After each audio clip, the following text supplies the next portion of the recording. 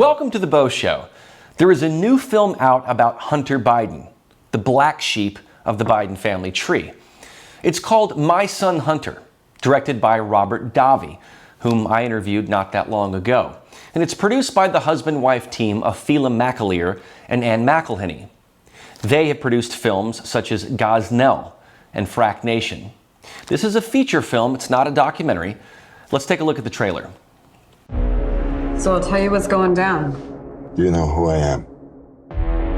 They told me you were VIP. Well connected to the government. What kind of a moron forgets to pick up his laptop at a repair shop? You're a Biden. Act like one. Everything he built, his life, I just ruined it all. I want to know everything that's on that laptop that can ruin my erection. My friends, it's time to party! Yeah, didn't you know? I'm taking control. I make an appearance and I gotta go. Cause I get them dancing with their hands up. Yeah, I walk in and they go bananas. I'm a bad, yeah. I'm an artist. And they're cheering my Tell me how I can help you. I don't deserve help. Oh, I'm so sorry. I've been through worse. You're the smartest man I know. Thanks, Dad. I just wish I could speak some sense into you. I'll never forget Corn Pop. He was a bad dude. No joke. Dad, we were talking about suffering. No. I can't seem to find anything but positive stuff on the Bidens. Who's the point man for the foreign policy in the Obama regime? Joe Biden. So it looks like he need $1 billion. So the obvious next question is, Where's Hunter? I can remember getting paid some money, but I can't remember what for. Well, my dad says we never discuss my businesses, period. Or my cut. what's happening in there? Joe's in on it. Party's over! You had everything, Hunter, and you threw it all away. You hope the laptop will take down everybody with you. Get out! China's not our enemy. They're not bad folks. I love my dad, and I just want to make him proud. I am the one who brings in all the deals. I am the one. Good boy.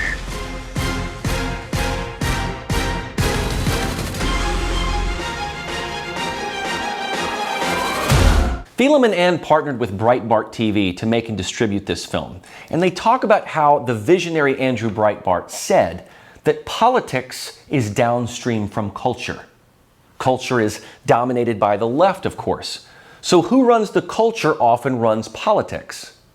So now I want to give you a rundown of the movie as sort of a review. It opens with Joe Biden swimming, while a female Secret Service agent stands at her post nearby.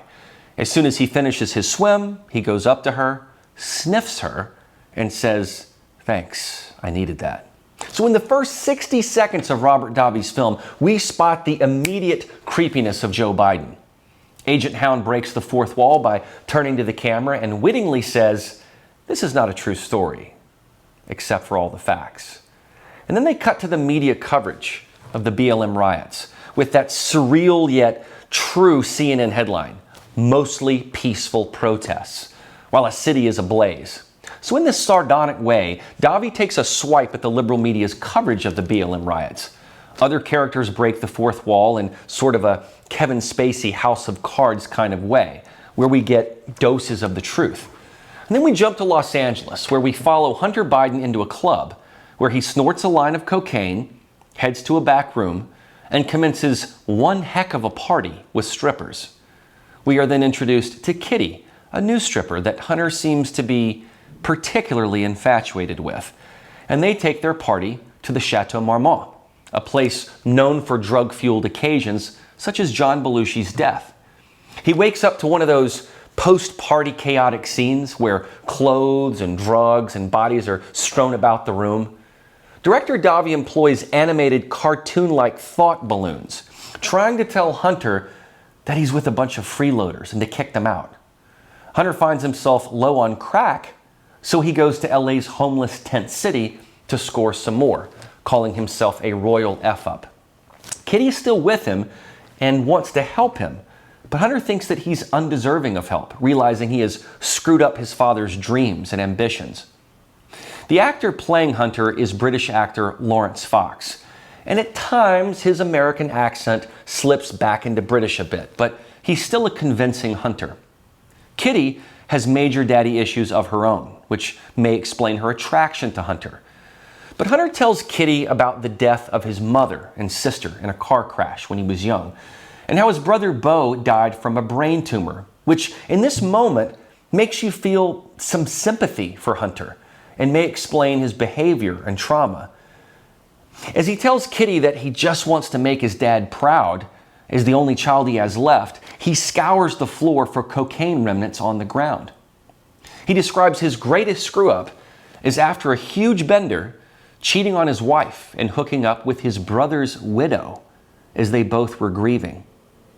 After a swim similar to his dad's in the opening scene, Secret Service comes beckoning for Hunter. Agent Hound tells the camera, like father, like son. Kitty sees that Daddy Joe has come to talk with his son, and Joe explains how he's always wanted to be president and that this is his last chance.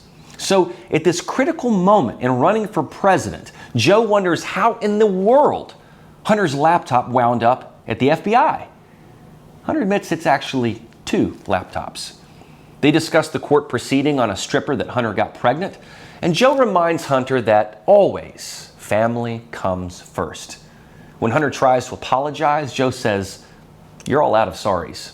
What the elder Biden wants to know is what Hunter has on those laptops. Hunter admits everything from naked selfies to pornographic videos with girlfriends and parties with prostitutes.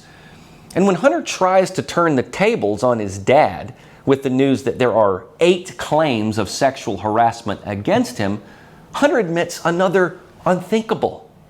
He was sleeping with not only his brother's widow, Haley, but Haley's sister too. Even Joe can't seem to wrap his mind around this colossal error in judgment. Joe asks if there are any photos of Hunter taking drugs on that laptop, but of course Hunter denies it. Joe seems on edge that the emails pertaining to their business deals in China and Ukraine may out him, to which Hunter assures his dad that he was always referred to as my guy, or the big guy, or my chairman. At this point, the Secret Service agent, played by Gina Carano, once again breaks the fourth wall to tell the audience that she could be canceled for telling us that Joe is in on these deals. This is an inside joke because the actress Carano did indeed get canceled from Disney's Mandalorian franchise for her outspoken conservative beliefs. At this point, Carano becomes the narrator, laying out the groundwork for the Biden's deals in Ukraine.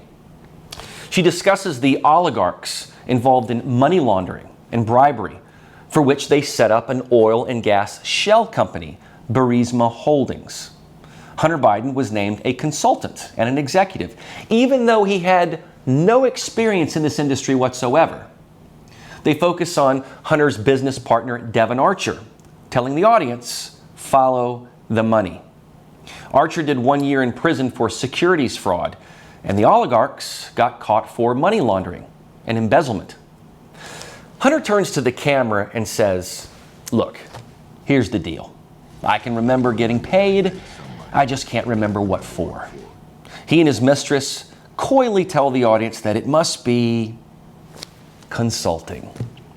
When the Ukrainian Justice Department wanted to investigate Burisma, the now all too famous video surfaces of Joe Biden telling the president of Ukraine that if he didn't fire that prosecutor that was investigating Burisma, then the $1 billion in U.S. aid would be stopped. This is the real video that they're referring to. I remember going over convincing our team, or others, to convincing that we should be providing for loan guarantees. And I went over, I guess, the 12th, 13th time to Kyiv, and I was supposed to announce that there was another $1 billion loan guarantee. And I had gotten a commitment from Poroshenko and from Yatsenyuk that they would take action against the state prosecutor, and they didn't. So they said they were walking out to press conference. I said, no, I said, we're not going to give you the $1 billion. They said, you have no authority. You're not the president. The president said. I said, call him. I said, I'm telling you, you're not getting the $1 billion. I said, you're not getting the billion. I'm going to be leaving here. And I think it was, 6 hours? I looked, I said, I'm leaving in 6 hours. If the prosecutor's not fired, you're not getting the money.